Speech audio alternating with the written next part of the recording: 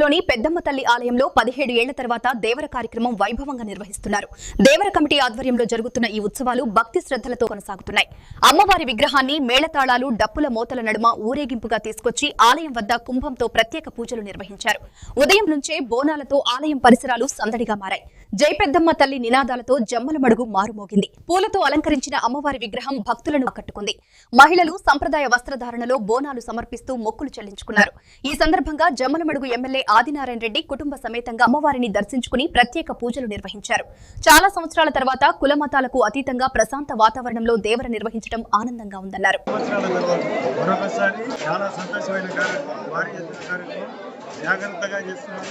అన్ని డిపార్ట్మెంట్ సహకరిస్తున్నారు, ప్రజలు సహకరిస్తున్నారు, అన్ని కులాలు ఏకమయ్యే